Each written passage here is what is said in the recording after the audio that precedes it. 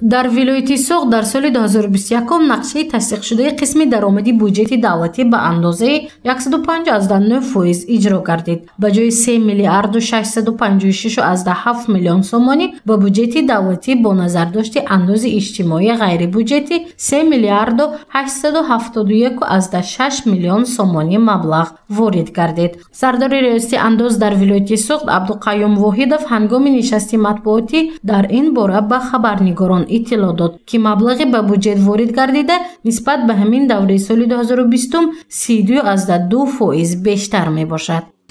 با مقصد دریافت راههای حل مسائل مربوط به کاهش دادن بقیه قرض اندازها و واردات مبلغ‌ها با بودجت دولتی دوام سال 2021 یک قطار چاره‌های مجبورانه ستاندن قرض اندازها اندیشیده شدند.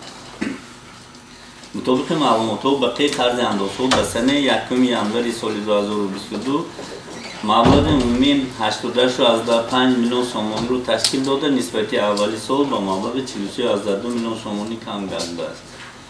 در سال 2021 طبق ترتیب مقرر شده 14,542 عدد آگاهنامه به اندازه‌خوانندگان قرضدار با مبلغ 118.5 میلیون سومانی ارسال گردیده. از این حساب بودجت 70 میلیون سومانی ворид карда шудааст. Сардори раиси андоз дар вилояти Соғд Абдуқайюм Воҳидов шумораи умумии андозсупорандагони қарздорро гуфт, ки рақами омори он 8832 ададро ташкил медиҳад. Дар соли 2021 нисбати 2920 андозсупорандаи қарздор 3406 адад қарорҳои маҷбуран ситонидани қарзи андозҳо ба маблағи умумии 112.5 сомонӣ қабул ва мавриди иҷроиш қарор дода шудааст.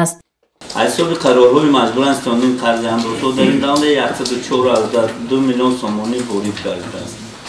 موافق قانونگذاری مقامات انداز در حالتهای پیشبینی نموده وکالت تطبیق جریمه‌های مأموری را نسبت قانون ویرانکنی‌های سوری انداز را دارد. مقصد اساسی تطبیق مقررات کودکس ویرانکنی مأموری پیش از همه تاثیررسانی عاید بر رعایت طلبات قانونگذاری به شمار می‌آورد. در سال 2021 از جانب مقامات انداز 7286 سوبیکت‌های خارجگیدار به جوابگری مأموری کشیده شده به آنها به صفت جزا با مبلغ عمومی 26.2 میلیون سومانی تطبیق کرده شده است.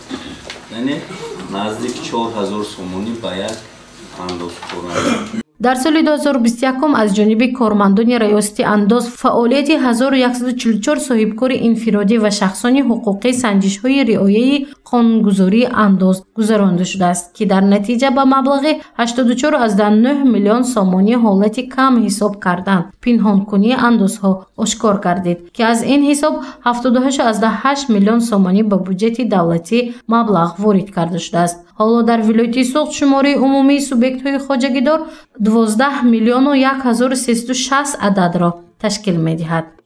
дар соли 2021 шумораи ба қайд гирифтагии шахсони ҳуқуқи 220 адад, соҳибкорони инфиродии тавассути шаҳодатнома фаъолияткунанда 1305 адад, хоҷагоҳи деҳқонӣ 2013 адад ва соҳибкорони инфиродии тибқи патент намудкунанда 8995 ададро дар бар мегирад.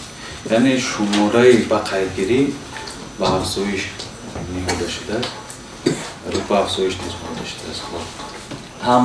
ҳама намуд кардӣ, ҳама намуди афзоиш дорад. айн барҳамдиҳӣ вақте ки طبق طلبات کودکس اندوز جمهوری تاجیکستان اندوز کننده که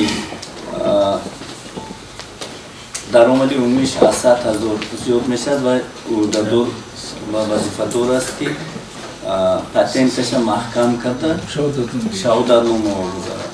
وقتی که از 1 میلیون سومانی زیاد میشد، صاحب شهادتنامه صاحبکاری انفرادی وظیفه‌دار بود که صاحبکاریش با شخصی حقوقی گذراند. همین گزارش‌ها